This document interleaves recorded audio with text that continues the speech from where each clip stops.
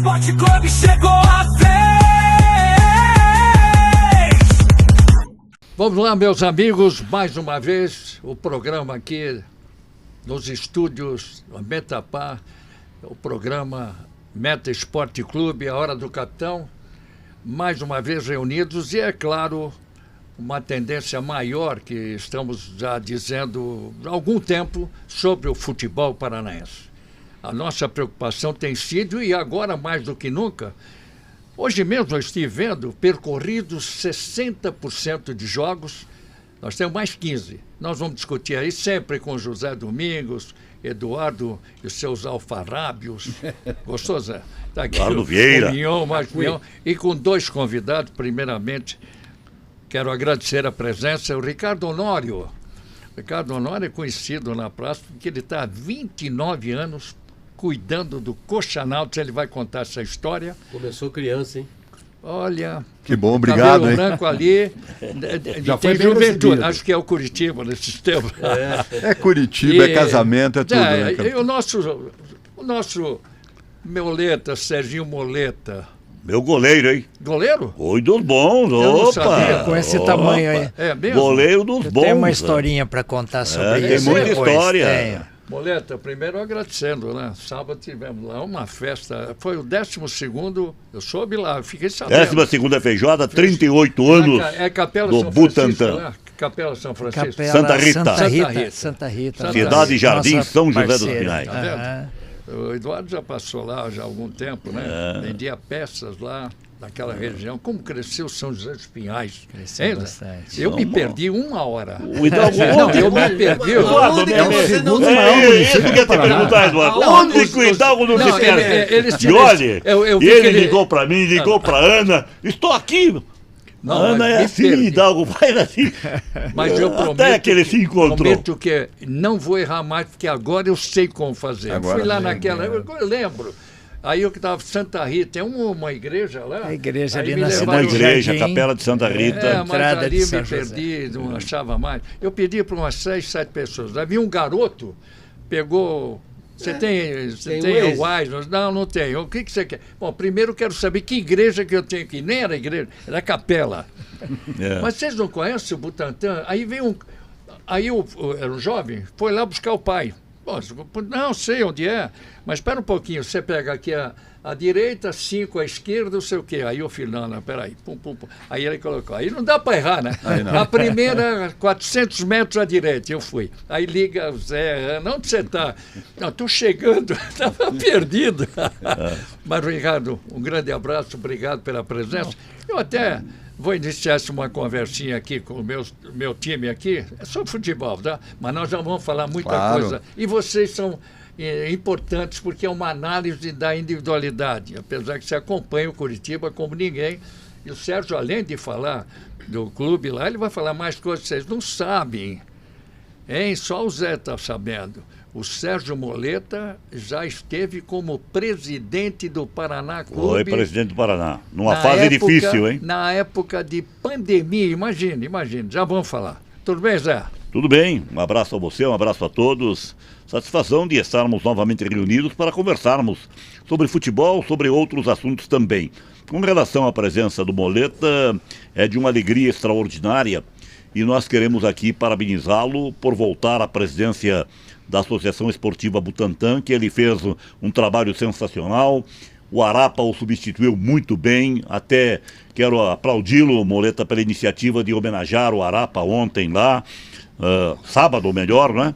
Foi realmente sensacional. Uma festa maravilhosa e aplausos à Associação Esportiva Butantã. E quem estava lá? O nosso presidente de honra, o nosso sempre juiz, né? O doutor Raul Gutmann, que será homenageado na confraria Amigos da Bola, agora no dia 13 de outubro. Sei que vai uma delegação. É uma delegação. Parlamentar com a camisa do Butantã. Vai lá Vamos fazer uma Madaloso. festa lá no, Vai ser a no festa de Madaloso, 14 né? anos. É.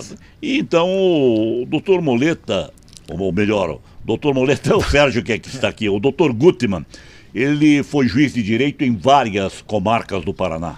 um profissional da mais alta competência do direito, respeitadíssimo. E em todas as cidades que ele chegou, nas comarcas em que ele esteve, ele fundou o time de futebol com os funcionários da justiça, com os amigos que ele ia formando. Em todas as cidades, ele deixou a Associação Esportiva Butantã. E a última cidade dele foi exatamente São José dos Pinhais, onde se aposentou, e lá está o Butantã, não é? Há 38 anos. E ele firme e forte até há pouco tempo. Ele jogava ainda, viu, Hidalgo? Agora já está com 80 e poucos anos. É uma figura sensacional. E ele disse para você não se preocupar de ele estar com dificuldade de andar. Sabe por quê? Ele teve a coragem que você não teve, né? Ele colocou as duas próteses, né? O Hidalgo não teve a coragem de colocar a prótese. Ele falou para mim.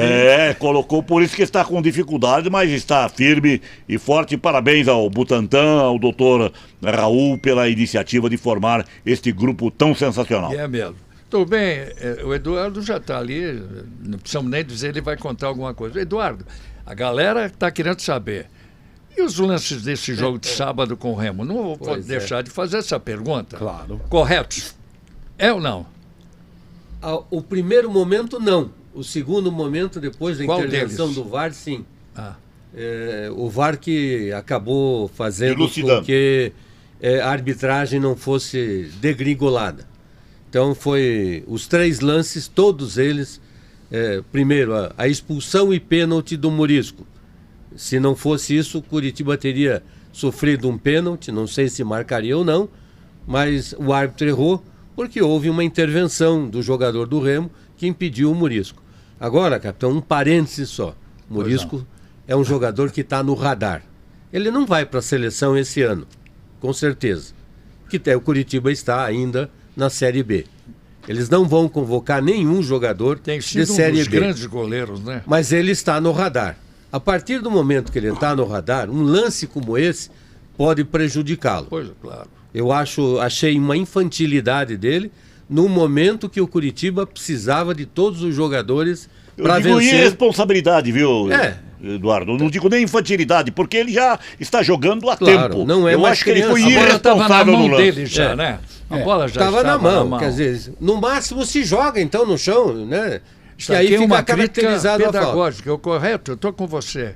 Pedagógica, ele é novo, jovem e tal, baita goleiro, e tenho certeza que ele... Não, ele fez uma defesa, senão... Não, aquela já no primeiro tempo ali, que o ponto esquerdo entrou, defendeu e depois vinha a bola ali, quase que o Remo faz aquele gol, né? Então, capitão, só para fechar esse primeiro momento, o Murisco é um grande goleiro que eu tenho certeza, o Curitiba voltando à Série A, se ele ficar no Curitiba, ele será convocado. Se não ficar, mais ainda. E aquele lance do pênalti foi? Acho que não, né? Não é. É isso que eu estou dizendo. Se não é, porque o braço dele está como o meu aqui. Tá? Colado. Está junto ao corpo. Quer dizer, não tem como você dar um pênalti desse. Errou feio o árbitro. Errou feio o árbitro. O VAR o salvou. Eu não sei se a pressão, porque aí vem o segundo lance, que ele expulsa o jogador no lance com o Seba, né? O Davó, que jogou aqui também. O Davó põe o braço para trás e acerta o rosto. Sim, acerta. A mão, né? A mão. Né? Ele põe o braço e acerta a mão. Não houve gatilho. Não houve o gatilho. Para você ter uma agressão, tem que, sabe, ou eu vou te dar um soco, ou vou te dar uma cotovelada. O gesto, né? O gesto do gatilho tem que acontecer. E ali não. Ele acertou o rosto, mas não houve a força. Né? Casualmente. Peremido as dúvidas, então. E o terceiro lance não foi pênalti, errou o árbitro. Por isso que eu estou dizendo. Ele seria horrível, a arbitragem dele teria sido horrível se ele efetivamente não tivesse o VAR. Eduardo Hidalgo, nós estamos elogiando o goleiro do Curitiba, a qualidade técnica dele indiscutível. Agora o Rangel que entrou muito bem, fez uma excelente defesa, garantiu o resultado para o Curitiba. Agora, este goleiro do Remo... é um senhor goleiro, hein? Sim. Que atuação, ele é o melhor goleiro da Série B. O futebol brasileiro está cheio de bons goleiros. Um goleiraço o goleiro do Remo. Ele salvou o Remo. Também, o Curitiba, fez boas defesas. O Curitiba jogou muito mais que o Remo, a verdade é essa. Merecia ganhar o jogo, mesmo com 10 jogadores. Aliás, vou fazer essa pergunta para o Mion. Me deu a impressão, será? Quando ficou com 10, jogou mais ainda? Jogou melhor ainda? Com 10. É isso aí ou não? Olá, torcida Meta Esporte Clube, capitão, hoje recebendo o Honório, Moleta, Zé, Eduardo. Capitão, eu acho sensacional, e aproveitar que o Honório está aqui, é um dos grandes representantes da torcida do Curitiba. A visão de torcedor eu acho totalmente válida, mas nós temos que ser guiados pela razão. Vamos supor, Honório, que o Curitiba tivesse empatado com o Vila Nova, ganho da Chapecoense, empatado com o Novo Horizontino e vencido com o Remo. Alguém estaria falando alguma coisa, capitão? Não. Teria os mesmos pontos, mas o fator que é chato, e eu entendo o torcedor de empatar em casa, mas o número de pontos seria eu acho que o problema são 6 jogos sem vitória. Exatamente. Esse é o problema. A estatística é que mata. Por isso que nós não fugimos dos números. Agora vamos já aproveitando. A galera... Sensacional. 35 e para lá de 1.000 pessoas no estádio, Zé. Espetacular. Ótimo. Acreditando, voltando a acreditar. Nós ainda estamos aqui, Honório, um pezinho um pouco aqui atrás, tal. Daqui um pouco vamos desenvolver mais esse assunto de números. E concluindo a primeira parte, eu tenho 2 partes com relação à pontuação e também com relação ao Mozart, que é muito importante. Você tem falado que a cada 4 jogos, 12 pontos, tem que ganhar 7. Curitiba ganhou quantos? Em 4 jogos? Nisso. 8. Ganhou 8 pontos, ou então acima. Aí veio o torcedor e fala assim, porque o Mozart é covarde, porque o Mozart é burro, porque o Mozart é teimoso. Vamos lá. Curitiba teve a expulsão do Morisco. Intervalo de jogo. O que ele fez? Tirou um volante e colocou um meia. Tirou um zagueiro e colocou o Joãozinho, que nós conhecemos bem, que é um ala. Isso é comportamento técnico medroso? E o time cresceu. E outra coisa, capitão, eu esperava o Zeca e o Joãozinho. A lógica, mas ele foi coerente porque esse time que começou ganhou do Novo Horizontino. Mas o que ele fez no intervalo? Porque daí precisa ajeitar, Honório, taticamente o time. Ele tirou o volante, tirou o zagueiro, colocou 2 meias, o Josué e o Pena, e o Joãozinho. O que aconteceu? Aonde que está a teimosia? Se ele reconheceu que aquele time que começou o jogo não estava bem. Eu queria depois não houve teimosia, pelo contrário. Ele chegou e deu a mão à palmatória. Errei, estou arrumando. Eu quero fazer uma pergunta para vocês depois sobre esse... É Carlos de Pena. Carlos Qual é a impressão que vocês têm? Muito obrigado pelo convite que fizemos. Está aqui em homenagem ao seu grande trabalho, 29 anos. Como é que começou essa ideia, Ricardo? Capitão, primeiramente, boa tarde ao senhor, aos demais componentes da mesa. Eu quero lhe dizer que é uma grande satisfação poder estar aqui, sem nenhuma demagogia, junto a grandes membros da Crônica Paranaense. Eu estou me sentindo aqui, além de um participante, um fã também, então é muito bacana, né, estar no meio de todos vocês. Coxanautas, ele é hoje o portal mais antigo de torcedores do Brasil em atividade. O trabalho do Coxanautas começou exatamente no dia 21 de setembro de 1996, através de uma lista de discussão. Torcedores do Coritiba se reuniram, né? O Marcelo Carneiro é um dos fundadores do site Coxanautas, assim como o Júlio Malhadas Neto também, e começaram numa lista de discussão, trocando ideia sobre o Coritiba.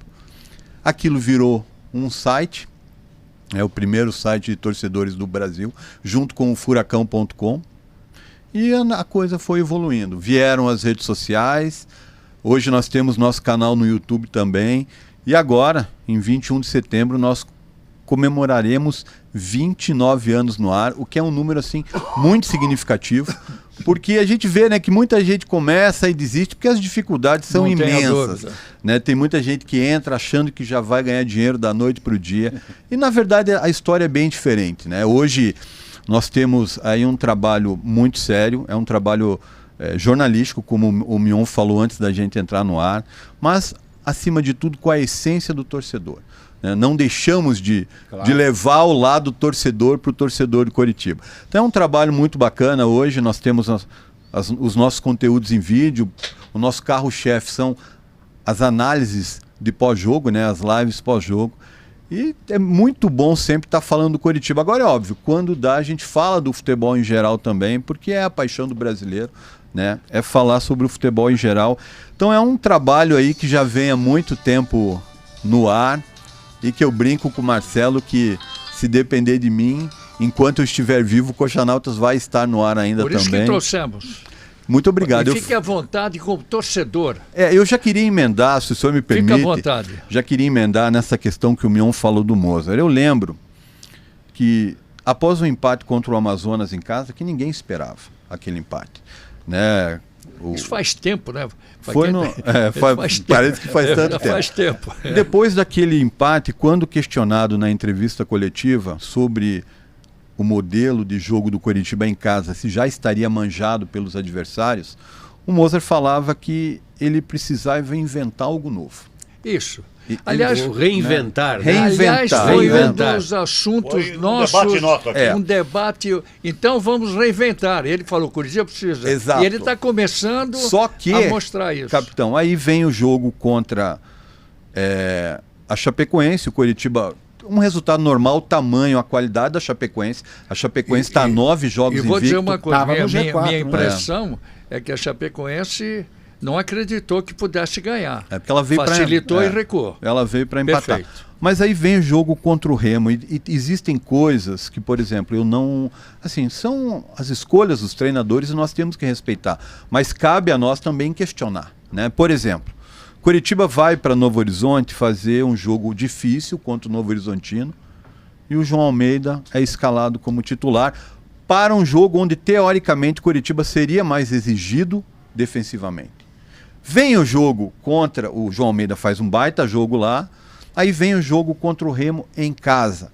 Couto Pereira lotado, o Coritiba franco favorito, apesar da boa campanha da equipe paraense, mas aí o Mozart resolve deixar o João Almeida no banco, entrando com o Zeca, que é um lateral construtor, não é aquele lateral ofensivo, e o Thiago Kozer, que é um zagueiro de origem, que é um jogador que faz a linha de 4 praticamente como um terceiro zagueiro.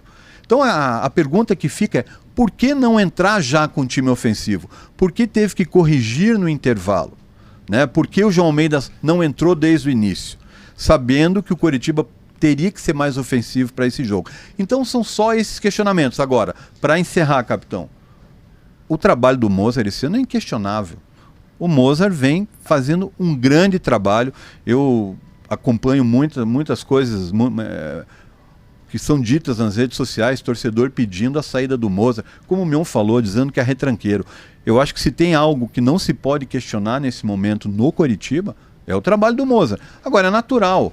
O senhor foi jogador, sabe disso. Existem coisas a serem corrigidas. Hoje, para corrigir, é natural. Para corrigir, tem até que mudar 5 no jogo. Zé, faça as honras da casa, seu José Domingos. Ainda com relação ao Mozart, o Coritiba, o que está pesando essas cobranças que são feitas por torcedores? O torcedor é passional, é apaixonado. É emoção. São normais essas cobranças, mas elas vêm mais em função dessa situação de o Coritiba estar a 6 jogos sem ganhar em casa. Então vem essa cobrança. Acho que só para fazer uma correção, José Domingos, são 4 jogos, né? 4?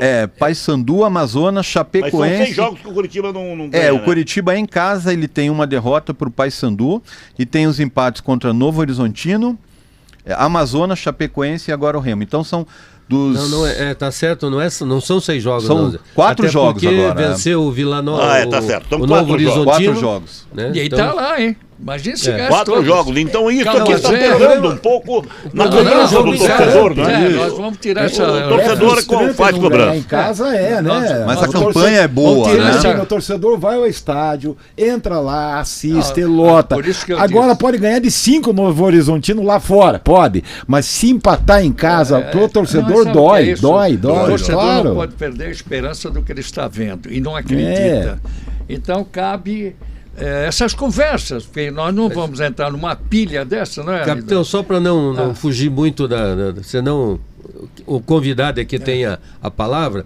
Mas a Série B é assim. Exato. Não tem ninguém fazendo grandes campanhas, grandes jogos. Disparado, né? Então faço uma pergunta que eu disse aqui. É só você ver o Goiás, que é o primeiro. O Goiás e Pato Corremo também, em casa. Que vai fazer agora, com 40% que falta de jogos, 15 jogos, vai fazer 50% dos pontos que vai disputar. Não faz. Dentro do que você está dizendo. Não faz. Então, né? Calma. Pô, é esperança. O Curitiba tem uma grande vantagem, eu acho, em relação aos demais. Que o Curitiba fora é o melhor mandante. Melhor Exato. Então, tá. Melhor visitante. Coisa que não acontecia, né? Melhor visitante. Anteriormente, Desculpe, né? O Curitiba fora tem sido um portento, né? Mas com relação à presença do amigo, companheiro, permita assim o chamar, o Sérgio Moleta, eu me lembro dos nossos tempos de Colorado, né? Colorado, o Moleta já desde aquela época... Ia nas cadeiras vermelhas. Desde aquela época ele acompanhando o Colorado, os tempos de Ferroviário, né? Na verdade, um erro histórico do Ferroviário me põe Colorado, apelido. São coisas que aconteceram no clube, a história é longa.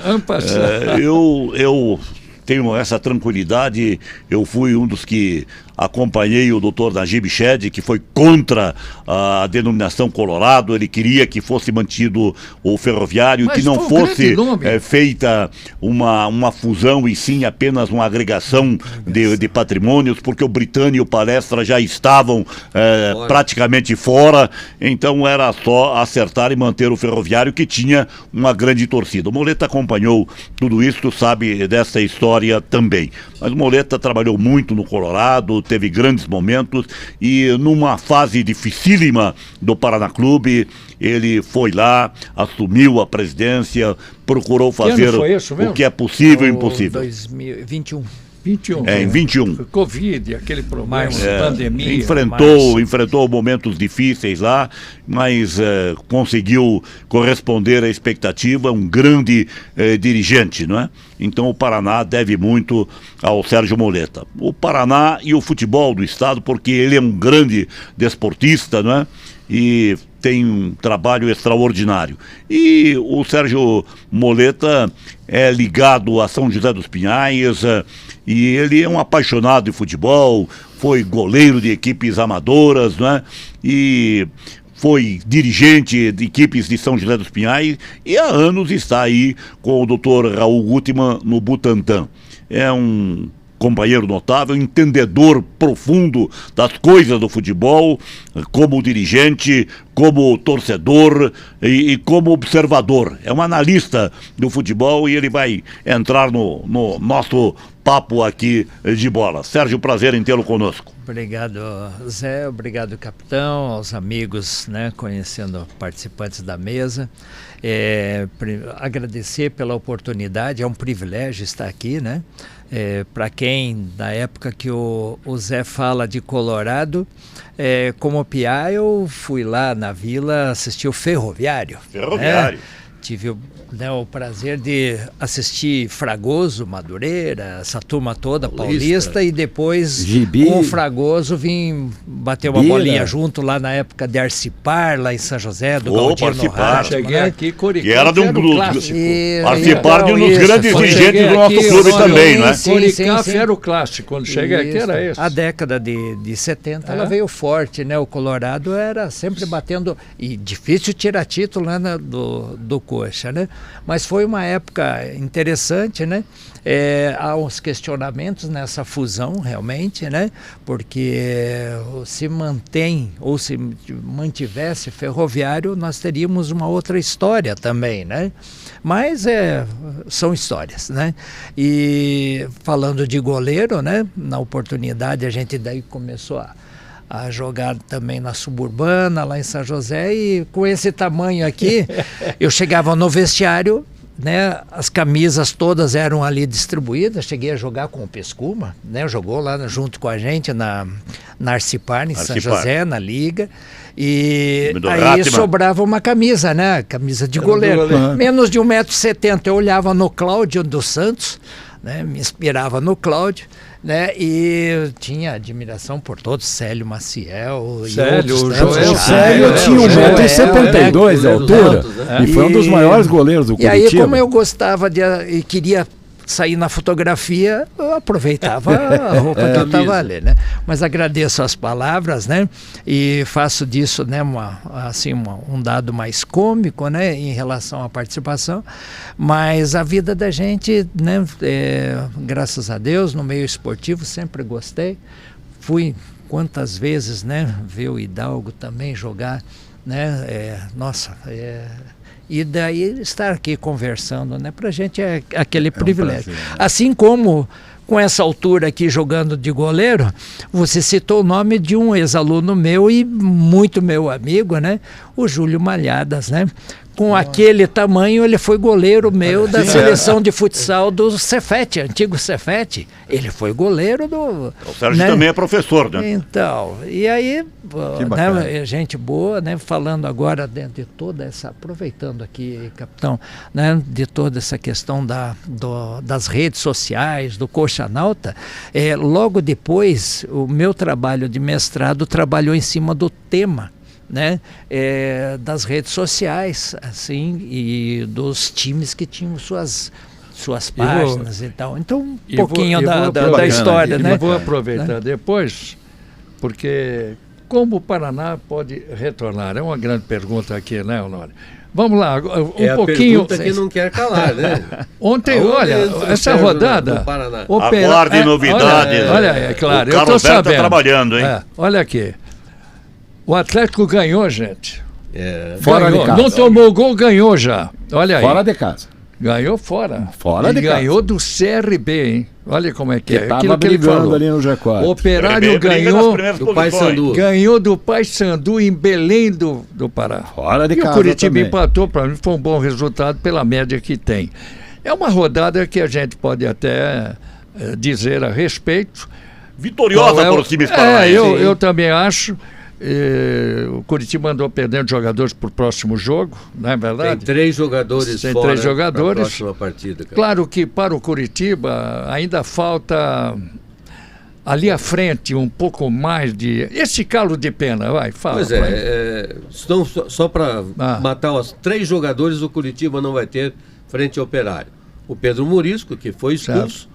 O Josué e o Ronier que levaram o terceiro cartão. São os 3 melhores. São os 3 principais jogadores do time. Olha aí, então, olha que drama. Aí fica a dúvida. Se pro lugar do Josué e o Depena não joga, normalmente é aquela substituição... Mas vai ser o Depena. Vai ser o Depena. É aquela substituição programada que ele sempre faz. Sai o Josué lá por 25 minutos do segundo tempo e entra o Depena. Então eu imagino que agora o Depena começa jogando.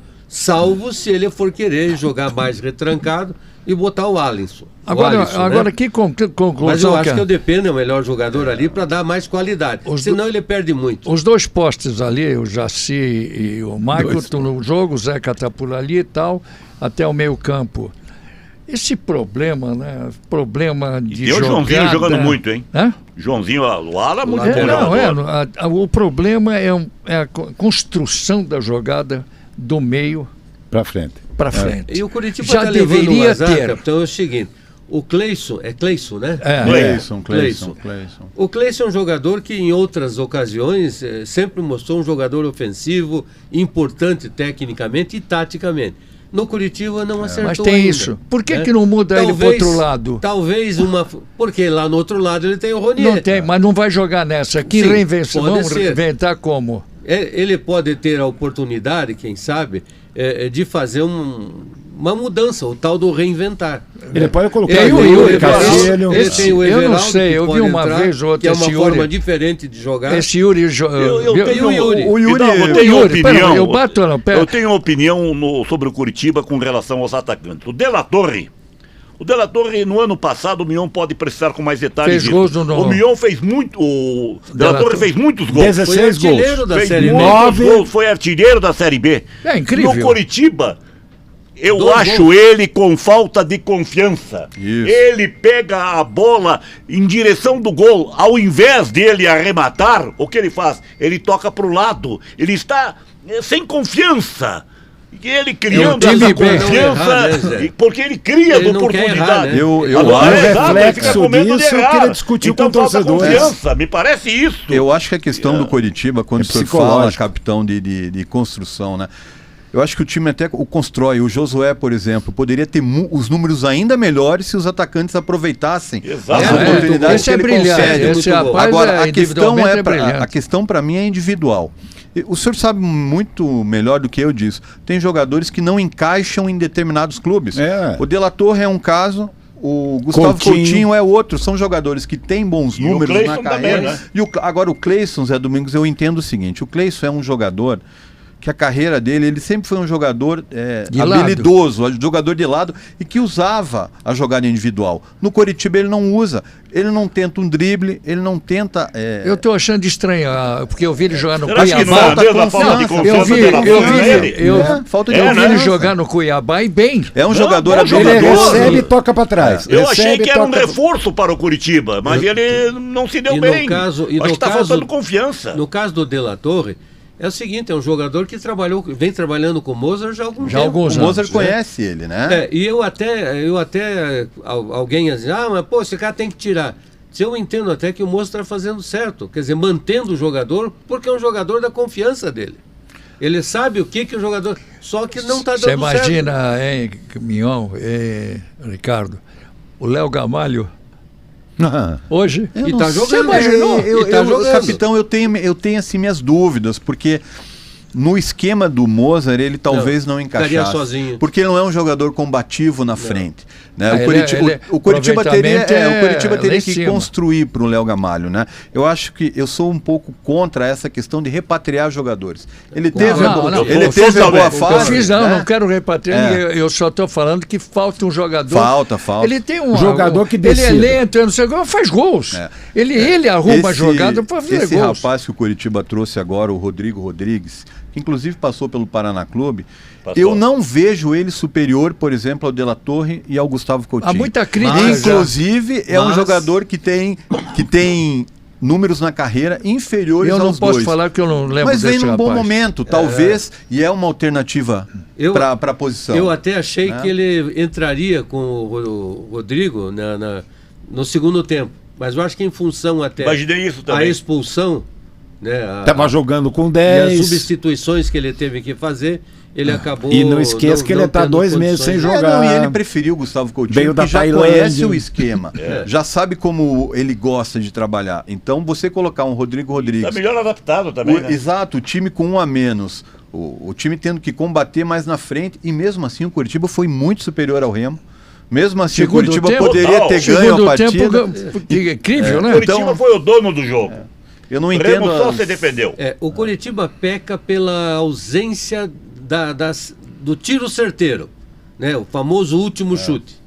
O último chute. No terço final de campo. O finalizador. O finalizador é que está. Qualquer um. Eu não estou dizendo. Não é só pro De La Torre, ou pro Yuri, ou para quem quer que seja. O único que tem chutado é o Ronier. E por isso tem sido o melhor jogador. E olha que o Mozart já tentou várias opções, mas o time do Curitiba termina no Ronier, né? O centroavante e o lado esquerdo, ninguém acertou até agora. O senhor perguntou do Depena, né? A torcida pede o Depena junto com o Josué. Nesse esquema do Mozart, dificilmente os dois vão jogar juntos desde o início, porque o Depena não é aquele cara combativo, né? Agora, o Depena tem muita qualidade, mas no Coritiba ele está vivendo de lampejos ainda. A gente não viu aquela grande atuação. Ele teve, né, um gol marcado contra o Avaí. Me permite, já que estamos falando de esquema tanto. O Yuri, me parece que ele pode jogar num outro lugar. No meio, centroavante, no meio, na direita. É isso. E o Depena, ele é um jogador inteligente, jogou no Internacional e tal. Ele pode fazer aqui o que era o Aladim, não é aquela qualidade do Aladim. Um Cerca Lourenço aqui, pode ser que entre o lateral para fazer o cruzamento, mas ele é um jogador útil. Essa partida que ele entrou nessa fogueira toda, ele apareceu muito bem. Aliás, ele tem qualidade, ele tem a qualidade. Tem que aproveitar isso. 80%, capitão, da carreira do Depena, ele jogou como ponta esquerda. Quando ele veio pro Brasil, no Inter e no Bahia, ele jogou de meia. Eu só não sei a segundo volante. Combatividade dele. Ele não tem exatamente. Por isso agora, que ele era ponta. Ele é um jogador inteligente. O passe que ele deu pro Ronier contra o Novo Horizontino de primeira, que deixou o Ronier na cara. E o Cleison, o que ele fez? E a presença na área desse lance que ele chutou por cima, né? Ele sabe entrar na área também. Vai ser um jogo que ele não tem esse e aquele, é um jogo para técnico de futebol. Falar em técnico, mudar um pouco para Atlético. Vamos aproveitar essa vitória do Atlético. Acompanhou, né? Acompanhei, capitão. O Odair disse que tem chance de ir até as lá entre os 4. O Atlético primeiro tem o que o Curitiba não tem. Primeiro o sarrafo. Vamos ao dedo. Ganhou uma, tem a segunda. Tem a terceira, tem que ganhar 5. Tem a quarta, né? Isso. Eles precisam engatar uma sequência. Tem que engatar uma sequência. Senão não aguenta. Não. Agora, o Atlético, para se classificar, ele tem que fazer 13 vitórias. É muita coisa. Em 18 jogos? Isso eu estou falando. Agora, coisa que ele não fez, né? Agora ninguém faz 50%. Há 2 anos. Ninguém faz 50% de. Aí é que tá. Não queria passar por isso, mas o Daí ele é bom técnico, nós sabemos. Agora, capitão, é o que eu estou dizendo. Não ele tomou tem que fazer gol jogo e ganhou. Jogo. Exato. Principalmente não tomar. E aonde ele, por incrível que pareça, onde é que ele achou o melhor jogador do jogo do CRB? Que para mim foi o quarto zagueiro, o Arthur Dias, que é da base. Aliás, tinha que resolver esse partidaço problema. Desse menino. Eu acho que agora ele começa. Ele acertou a zaga. O Beleze cresceu de produção e o Arthur Dias foi o melhor do time, para mim. Isso é bom. Aí você tem 2 jogadores que são da base. Você tem o Benavides lá, que é o lateral direito, que forma um terceiro zagueiro. Um argentino. Tá? Ele tem o problema de fazer o ala. O que o Ronier faz no Curitiba, o Mendonça não consegue fazer no Atlético. Eduardo, você não acha que vai jogar Benavides, Aguirre, Arthur Dias? Tem o Carlos Teran, que chegou também, né? O zagueiro colombiano. Então, ele mas eu tô achando que vai ser esse quartetinho. Esse atleta que vocês estão falando ganha do Corinthians? Por que não? Por que não? Se o Corinthians ganhou do Vasco... O Zé que falou aqui, vai ganhar? Você falou, acho que aqui. O Atlético... fazendo a gordura aqui, o jogo aqui ele tem que fazer a gordura aqui. Que o Corinthians vem desfalcado também. O Corinthians vem desfalcado, alguns jogadores estão de fora. Tem jogadores de fora no Corinthians. O Atlético fazendo um bom resultado aqui. Vamos dizer, vencer por 2 gols. Daí lá em São Paulo, pode ser. Você não acha que o Atlético pode fazer a graça, viu? Vocês não acham que a classificação do Atlético em cima do São Paulo deu a lógico. Então, essa do Corinthians não pode melhorar mais. E interessante, outro dia, capitão, você estava falando sobre o Corinthians, o Depay, ele tem uma dívida de 11 milhões e estão acertando os bônus, gatilhos. Ele sentiu, ele sentiu uma dor, ele sentiu uma dor na coxa e saiu. Aí agora ele recuperou. Mas daí dor no bolso. Azar, Honório. Se põe no lugar dele, chega da Holanda, da Holanda. Tudo beleza, tal, nunca aconteceu. Você entra num time que o presidente é ladrão. Ele não está acostumado a isso, gente. E agora ele recuperou. Ele está começando a ouvir português. Pô, o cara, vai embora. Ele recuperou. Europeu já atrás dele de novo. Ele deve ir embora, vai embora. Só concluindo, ele recuperou. Não é que apareceu uma virose agora? Claro. Ele está trancado em casa uma semana com virose. A virose não dá para você, porque o Brasil inteiro está virado. O Corinthians é outro virado. Eu não quero nem saber do Corinthians. Mas falando nisso. Mas só para dizer, o tal do Depay, ele tem a obrigatoriedade, o Corinthians tem obrigatoriedade, 2 carros, né? Com segurança, com blindagem, essa é maluquice, né? Ele viu essa maluquice que é torcida tudo. Aí ele tem que jogar mais que todos e não joga. Capitão, quero agradecer o pessoal de casa, né, que está nos acompanhando e pedir para você, se inscreva aqui no canal. Já estamos caminhando para 2.000 inscritos. Boa. E também meter o like, né? Dá um joinha aí. Cuidado que você meteu o like. O jogo... Não, o like pode... O jogo... carcar. É assim, né? Assim. Eduardo, o próximo jogo do Atlético é aqui, será aqui? O Atlético é aqui contra o Novo Horizontino. Novo Horizontino. Daí, Muleta, o Atlético. Pois olha, veja, uma vitória contra o São Paulo, né? Nos pênaltis, mas é uma vitória, né? Substancial. Qual derrota ele teve depois? É um alento, então. Bom, empatou em casa e foi buscar um resultado fora. Ele vem, é o momento que a torcida... O alento foi o Vasco da Gama, ganhou de 6 do Santos. Eu acho perdeu lá em... Mas é muito ruim o time do Vasco. E o treinador destemperado ainda. Perdeu. Esse não tem jeito. Essa observação, esse não tem mais jeito. Essa observação que faz o Moleta, que venceu o São Paulo e depois não perdeu, ela é importante. Porque o Atlético está com um problema de arena, né? O problema, quer dizer, ele sente o peso da torcida. E a torcida ajuda. E essa vitória pode ser que, sabe, dá uma aliviada, tira um pouco do peso. Esse é aquele cara que eu me lembro quando eu descobri a diabetes, a impressão que eu tinha é que tinha uma pedra nas minhas costas, né, que ficava aqui grudado na nuca, e que eu disse, deixa eu quietinho aqui, não mexam comigo. E a impressão que o Atlético está com diabetes, né? E acaba, sabe, tendo esse peso. Quem muda esse panorama? Não é a torcida, porque a torcida está ali. Não, é o time no campo. É o time dentro de campo. É o time no campo. É a força mental, né? Essa mudança... Porque o time não é ruim deles. Não. O que para mim é ruim é a dupla de zaga, realmente, até aqui, né? Tanto que eles têm. Né? Tanto que eles têm Eles foram atrás. É o pior time em questão de gols tomados na Série B. É o mais vazado. Do meio para frente, o time não é ruim, não. O Aguirre já voltou, que foi contratado. Dizem que é muito bom jogador. Fez uma estreia titular do Atlético Nacional. O Teran chegou, né? E o Benevides. Eles estão acertando. O problema do Atlético é a defesa, que é uma das mais vazadas. Agora a missão é muito difícil. Demoraram, né? A missão, né? Veja bem, 13 vitórias. Eu acho que classificar não classifica, mas eu ia chegar nisso. Mas aí é que tá, eu entendo que o Atlético, lá no finalzinho do ano, quando resolveu desmontar o que foi o time grande que erro, caiu, que foi o grande erro, ele achou que ele levaria a Série B, sabe? Passou a impressão assim. Passando. Essa Série B não tem nada tal. Agora, veja só, aí você vê números. Eu não erro nos números, estou na matemática. Curitiba e Goiás estão rigorosamente dos números para subir. Agora tem que ver a projeção. E operar nos números para não cair. Operar esse resultado foi perfeito. Ele está junto com 30 pontos. E tem um jogo bom aí do Operário contra o Curitiba. A diferença para o Atlético são 30 pontos, 8 vitórias. A diferença é o saldo de gols. Por quê? O Atlético tem negativo 3 e o Operário tem positivo 2. Quantos gols tem o Chapecoense? É o ataque mais positivo. Também não sou Deve ter mais de 30 gols aí na frente. Chapecoense é um ataque é um dos ataques mais positivos que tem. O Atlético...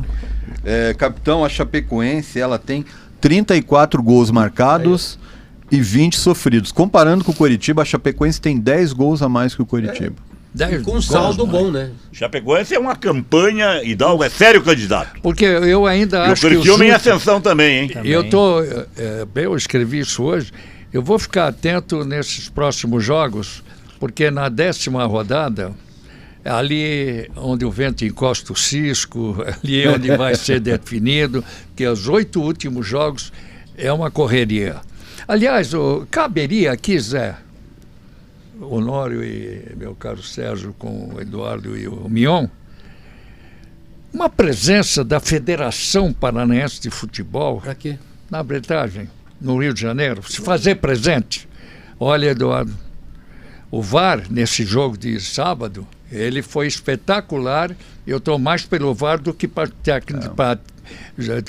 árbitro. E vi no árbitro, pode ser que eu esteja errado, para mim ele fez tudo certo naquilo que tinha que ser, mas ele se perdeu naquele volume de gente enchendo a paciência dele. Ele estaria intencionado em prejudicar o Curitiba? Não. É ruim mesmo, na minha opinião. É ruim mesmo. Não, eu digo o seguinte... Você vê que foi incoerente um árbitro goiano. Eu quero saber o porquê da interferência da federação na arbitragem. Não, ela tem que se fazer presente nessa. E vou dizer mais. Não adianta trazer, e eles sabem disso, gente do Pernambuco para vir. Eu quero juiz, quero árbitro da Série A.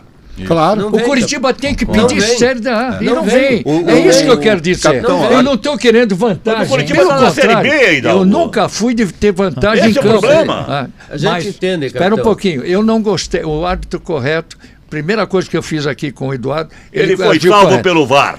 salvo pelo VAR e estava perdido. Perdido. O que é? Está perdido. Agora, é momento de trazer coisa boa, que agora vai pegar. Capitão, eu acho que o VAR ele virou muleta de árbitro ruim. Ah, tá aí. Isso eu acho. Então. Agora, a CBF é no mínimo correta, muleta. Não muleta, muleta. O VAR, para mim, virou muleta de árbitro ruim. E a CBF, no mínimo, é incoerente. Eu não estou dizendo que o árbitro influenciou no resultado. E só não influenciou porque o VAR apareceu. Agora, a CBF não pode escalar um árbitro goiano, sendo que o Coritiba está disputando com o Goiás. Eu concordo. É isso aí. Outro dia você viu um árbitro catarinense. Aí você argumenta com perfeição. Eu estou falando aqui para a galera. Falta inteligência a CBF. Eu estou falando aqui para a galera como observação da gente aqui, que está nisso há muitos anos. Eu fui jogador e quase perdi um título por causa de arbitragem. Que foi o torneio do povo na Bahia. Eu sinto isso até hoje. Mas, não que esteja... Mas os árbitros... Uma vez o Eduardo Melo falou, para que traz gastando um dinheiro lá de cima para fazer um jogo aqui e com times que estão ali do Nordeste? É um corporativo. Eu acho que sempre houve alguma coisa de corporativismo do Nordeste com o pessoal do Sul. Acho. No meu tempo de jogar futebol, eu sentia isso. Bom, a observação que eu quero fazer é antecipado que vai pegar fogo nesses próximos jogos. Vai ser uma reclamação total. Então, uma observação, coloque, nós não estamos querendo facilidade, não. Coloque... Gente gabaritada. Vou dizer uma coisa, nós temos grandes árbitros hoje na Série A, hein? Tem uma moçada... Olha, mas mesmo assim, capitão, agora tem ruins também. Mas é o trabalho, os jogadores atrapalham o arbitragem, todo mundo lá, que é cartão. O futebol brasileiro está errado. O futebol brasileiro está indisciplinado. Se o árbitro é um ser humano, erra um lateral, parece que cai a casa. É impressionante, o treinador esbraveja como ninguém se fosse acreditando um pênalti marcado Eduardo. Que não existiu. Eduardo, nem a torcida acredita se vai classificar esse ou aquele. Pois é, capitão, não pode nesse momento eu sempre tenho dito, capitão, primeiro que nós temos que ter um banho de cultura.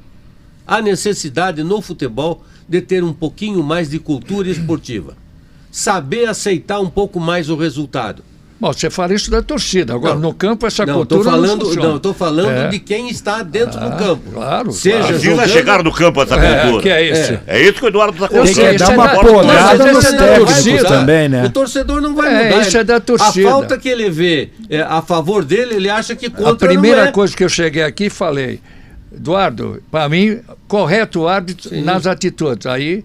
Não, o VAR ajudou. Você mesmo ajudou. Tudo bem, já é um motivo. O VAR agora, não ajudou, salvou o árbitro. Então, o que eu estou dizendo, não estou falando nada de errado. Não. Custa pegar, gente. É uma fase agora que nós temos. Eu quero árbitros não desfazer nada, trazer árbitros nos grandes jogos, tudo de Série A. Pô, o árbitro que vem... Mas, capitão, vamos... árbitro... eu disputei uma série... Eu tenho um exemplo. Qual os jogos do Curitiba que não tivemos boa arbitragem? No interior de São Paulo Pô, interior de São Paulo passa tudo lá e a gente sabe. Eu fui fazer uma final de competição, depois de tantos jogos, no Pacaembu, para a final da série especial que voltaria à Série A, que foi em Piracicaba. Sabe quem apitou o jogo? Armando Marques. Armando Marques. Ganha, os dois times eram bons, ganha quem ganhar. O Armando Marques. Eles colocaram o melhor árbitro. O Curitiba... Aqui tinha Atletiba que ninguém acreditava em árbitro, você sabe, Eduardo. Ninguém acreditava nos árbitros. Não. A Atletiba tinha que vir árbitro de fora. Veio quem aqui? O alemão Bosquilha, o Faville.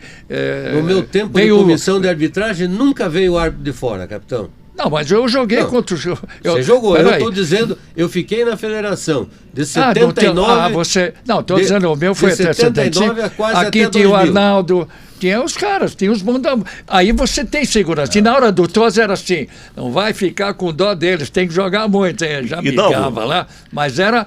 Um respeitava o outro. Sim. Então, o Eduardo ensaiou uma pergunta aqui com relação à arbitragem. Fica à vontade. Qual o jogo que o Coritiba pode informar que foi prejudicado neste Campeonato Brasileiro? Não estou falando sobre isso. Tem um que a gente lembra. Curitiba e Atlético Goianiense em Goiânia, quando Curitiba teve um pênalti no último minuto. Um jogo só. Não, que eu lembro assim de cabeça um jogo. Mas um jogo aqui também, né? Mas foi um erro, era ruim. Sim, mas isso que eu estou dizendo. É isso que eu estou falando. Agora, capitão, tem uma coisa. Esse jogo Curitiba e Atlético Goianiense, o árbitro não viu em campo, o VAR tinha a obrigação de chamar, porque o VAR...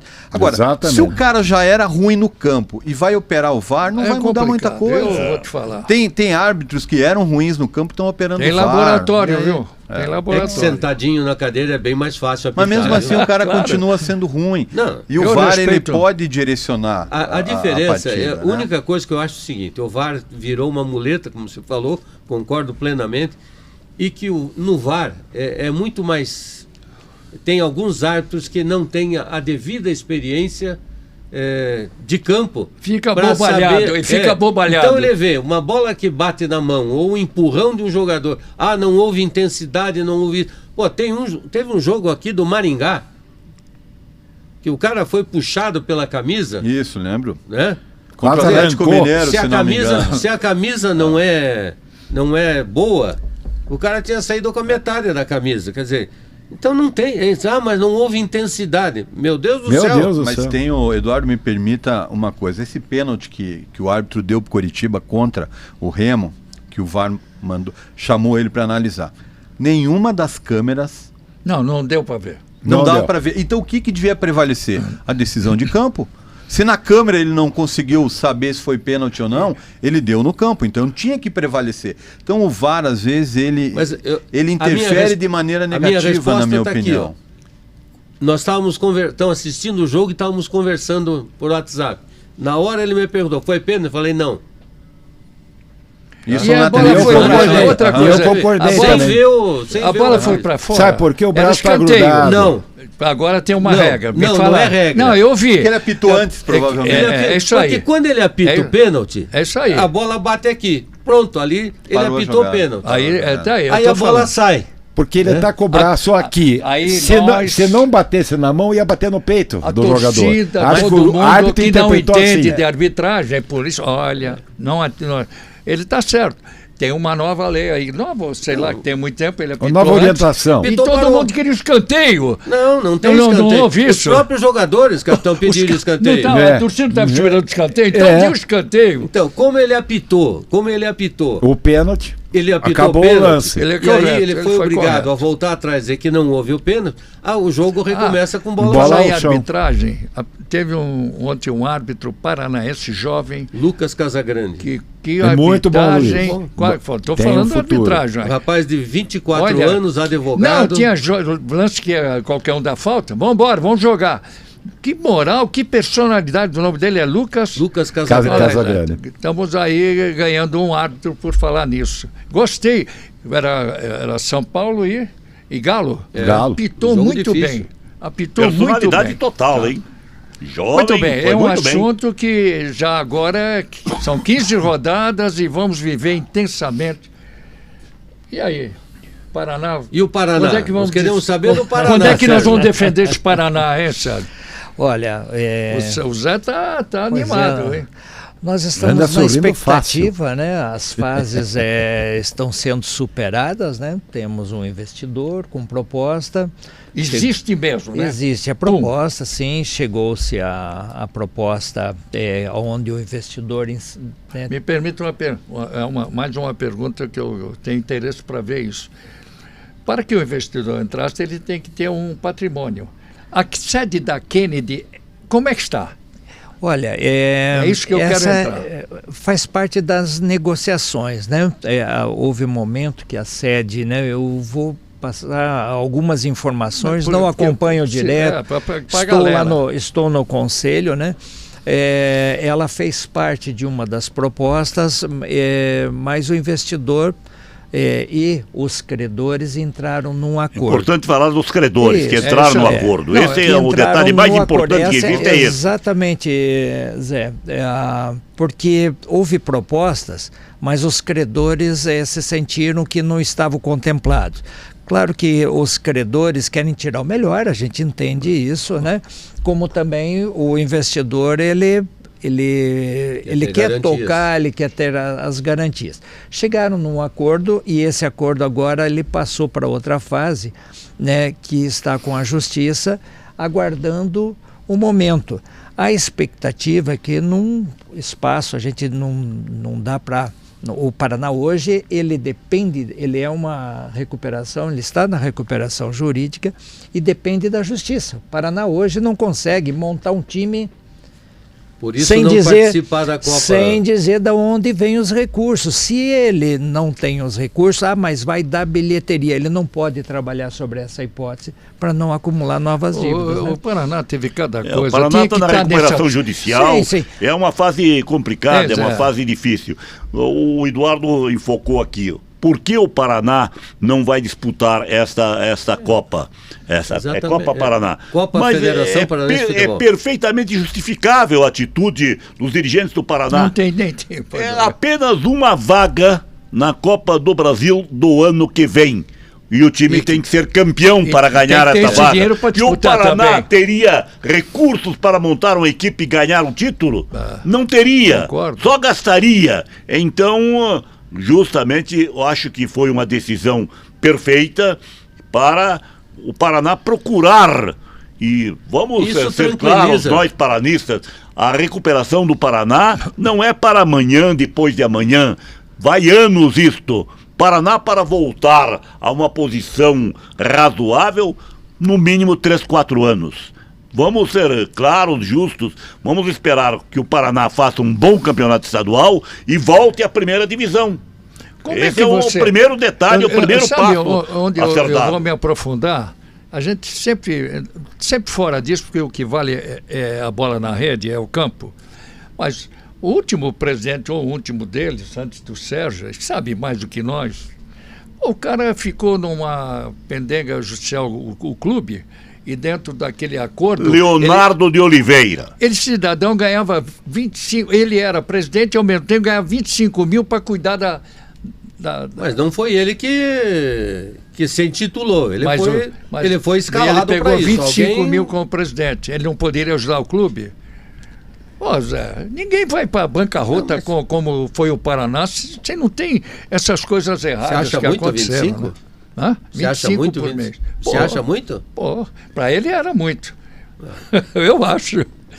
Não, mas tá errado, tudo né? Bem, tudo bem. Mas tá errado. É que tem gente ganhando 300 conto para trabalhar no futebol, professor. Isso eu sei, mas então... Você tá chutando baixo, hein? Ladrão de galinha. Tem jogador aí com 3 milhões, 4 milhões, né? Tô falando dirigente. Então esse daí é ladrão de galinha.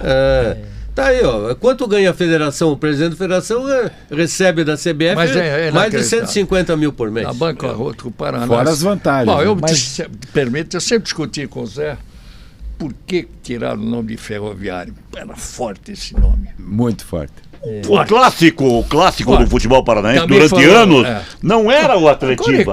Era o Coricaf, não é? Quem está ouvindo, a garotada que está ouvindo, é isso aí. Era o Coricaf. Aí vai, aparece um apelido, Colorado, um monte de... Colorado, eu lembro, então, Colorado é RQ, né? Aí vem o Paraná somado ao Pinheiros. Nós tínhamos alguns gaúchos no conselho e eles disseram que fariam uma composição com o Colorado. O Internacional iria ajudar com o nome Colorado. Não aconteceu absolutamente nada. Agora, vamos para outra etapa, melhor ainda. Dia 19 de dezembro de 89 foi criado então o Paraná Clube com o apoio da Pinheiros.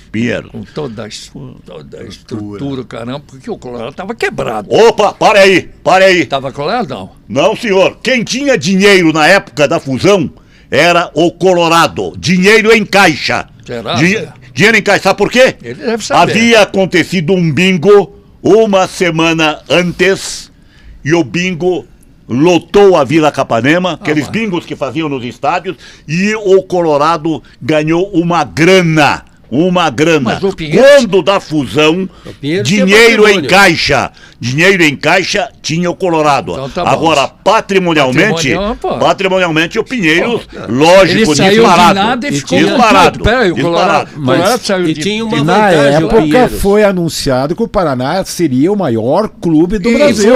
Chegou a ser. Foi mesmo. Claro. Foi durante anos. Quantos sócios números tinha o Paraná naquela época? 30 mil. 30 mil. Por baixo. Começou. Completos de piscinas. Não, o Paraná começou com 30 mil sócios, já por causa do Pinheiros, já começou alto. A gente tem que valorizar essa vinda dos dois, a soma, né, de um clube tradicional e um clube que tinha uma estrutura como social. Clube social e o futebol estava se consolidando. E tão forte ficou. E é de títulos, inclusive. E tão forte uma base ganhou, muito forte, né? E de estádios, tão forte ficou que ganhou vários títulos na década de 90. Bom, essa é uma etapa. E por que eram 300 funcionários que tinha? Eu acompanhei muito isso. E por que tudo isso? Eu diria o seguinte, conversando, né, nesse curto espaço de tempo que fiquei ali na presidência, o Paraná não soube aproveitar o momento.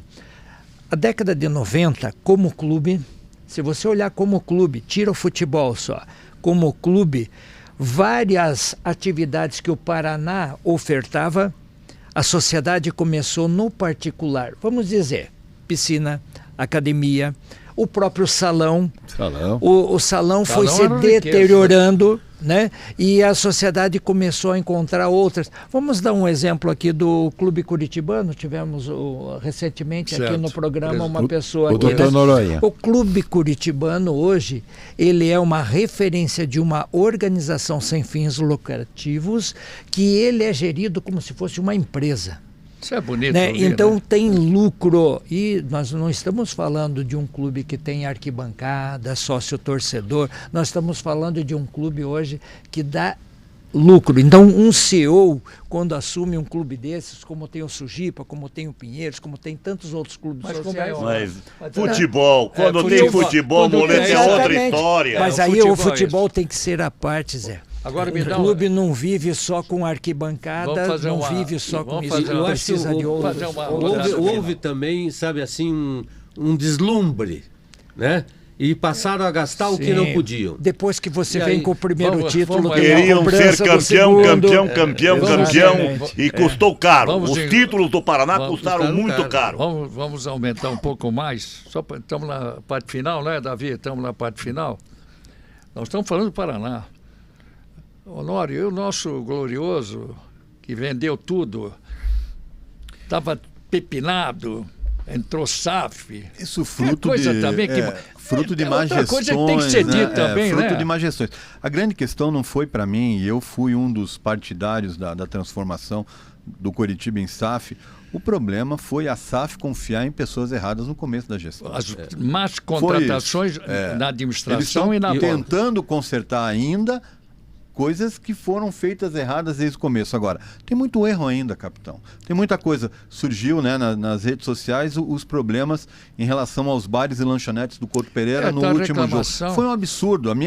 Eu sou prova disso. A minha filha saiu para comprar uma pipoca, ela voltou 40 minutos depois. Meu Deus. É arredado aquela parte, terceirizado. O Coritiba rompeu o contrato que tinha com a empresa anterior, não me recordo o nome agora. Clube? E o clube que está cuidando até, eu acho que regularizar isso. Mas não estão cuidando bem, porque faltou água para vocês terem uma ideia. Queira ou não, até para uma pipoca não tem know-how. Tá vendo como que é? Exato. Então, assim, 40 minutos para você ficar em fila e tudo mais. Então, tem muita coisa ainda que precisa ser consertada no Coritiba. O Coritiba hoje está bem, graças aos resultados dentro de campo. Mas fora dele ainda tem muita coisa para... Eu acho que é isso que tem que aproveitar. O Coritiba tem que aproveitar o resultado dentro de campo. Porque acalma um pouco a torcida, claro, né? Claro, acertaram o outro lado. Viu? Terceiro ano que o Coritiba já está com a SAF, aí, terceiro ano. Já disse o rapaz lá que a construção em Campina Grande vai ser um espetáculo e tal, mas a gente sabe que a torcida aguarda. Mas só um detalhe, capitão. Na teoria tudo é muito bonito, no discurso é tudo muito bonito. Mas maquete, nós queremos ver sair do papel. O CT até agora nada, né? Então... Você vê como... Mas é necessário? Eu pergunto, você que está mais... Sim. O novo CT é muito necessário. O CT atual não atende ali em Pinhais, não atende... Não atende para que o Coritiba precisa. Mas o Coritiba é conhecido, exato. O Coritiba é conhecido como um grande revelador de talentos. Eduardo, mas você precisa se modernizar, precisa de um CT que tenha um alojamento, por exemplo, para os jogadores, e o atual não tem. Então precisa de muita coisa ainda. E foi um dos objetos da venda da SAF do Coritiba a construção do novo CT. Eles sabiam que teriam que fazer isso. Né? Então não dá para voltar atrás agora. Né? Que tem que primeiro cuidar do futebol e depois vir as coisas. Considerações finais. Hoje nós apertamos um pouquinho mais. Dudu? Aquele esquema de não podemos esquecer que temos Copa do Brasil quarta-feira. Pois não. Atlético e Corinthians. Esse jogo 30, nós já falamos. Jogo importante. Na Série C, só para reprisar aqui, na Série C, o Londrina está bem. O Londrina está é o quarto colocado, junto com o São Bernardo, com 30 pontos, mas por critérios, o Londrina está na quarta colocação. E o Maringá, com um empate, inclusive, ontem em Itabaiana, ele está na 14ª posição. Você imaginar o Maringá jogando lá em Itabaiana. Em Aracaju, onde é que arruma esse dinheiro? É que a CBF deve dar dinheiro, porque senão, não chega. Não tem como. E sabe quem é o treinador de Itabaiana? Gilson Kleina. E na Série D, o Cianorte venceu o misto fora de casa. Então o Cianorte já está indo para quartas de final. Aí você vê o Flamengo com 3 trilhões de dinheiro e essa garotada correta. Essas são as Finalzinho, lembrar novamente, você de casa, se inscreva no Metapá. E o Eduardo não gostou, mas meta um like, meta o joinha. Sempre. E é de graça e não dói. Até outra. Muito obrigado por estar aqui, pô. Eu que agradeço, é uma honra para mim. Não, mas você não imagina, melhora tudo para nós, sabe? Aquela conversinha veio com coisas boas. Torcedor do Coritiba, tem o Coxanalto 29, mas é bem discreto nas coisas, não é momento também de fazer crítica, comedido, né? Obrigado, é muito importante. Dia 13 de outubro, lá no Madalosso. Sim, agradeço a lembrança do nome do Dr. Raul Gutmann, né? Uma pessoa, um baluarte do futebol, torcedor do Coxa, né? Ele e todos os filhos lá, né? Agradeço, né? Como o Butantan, Associação Butantan, também abraço aquela galera boa. Nós somos azul, vermelho e branco, mas aqui um furo, né? O Butantan, ele é azul, vermelho e branco, apesar dos muitos atleticanos e muitos coxas brancas que temos lá como sócio. Eu vi muito coxa o azul, vermelho e branco do Butantan veio antes do Paraná Clube. Obrigado. Viu, Hidalgo? O Butantan, para finalizar, o Butantan é um clube de um patrimônio sensacional. Tem sede própria, campo de futebol próprio, vestiários, salão de festas. É um clube muito forte. Qualquer terça-feira à noite nós vamos fazer uma visita ao Butantan, porque às terças-feiras, depois da pelada, tem um petisco sempre muito bom. Aí eu sabia. Obrigado, Leonardo. Obrigado, capitão. Parabéns pelo seu trabalho lá. Muito obrigado a todos da mesa. É um prazer para mim estar aqui no meio de tantas feras, né? O senhor falou, né, comedido. A questão é que como reclamar de um time que de 23 rodadas, 18 está dentro do G4? Eu acho que a análise passa muito por aí. Pelos números? Pelos números. O futebol é número também. Veio reforçar a gente aqui. Todo o trabalho, assim como os nossos, eles precisam de ajustes. E o do Mozart não é diferente, mas acho que temos que exaltar também o momento com que vive o Coritiba dentro de campo. Não é para poucos, acho que o próprio Atlético gostaria de estar no nosso lugar. Né? Pergunta para qualquer torcedor do Atlético hoje se não gostaria de estar no lugar do Coritiba. Então eu acho que a gente tem que promover uma agenda positiva realmente, porque o Coritiba dentro de campo está fazendo por merecer. Se a gente não faz outro debate aqui. Estou à disposição, a hora que o senhor quiser. Tá. Obrigado por vocês estarem aí. Obrigado, Zé Mignon. Davi, flamenguista. Tem flamenguista aqui. Tchau. Em Rusteiro. Muito obrigado pela atenção.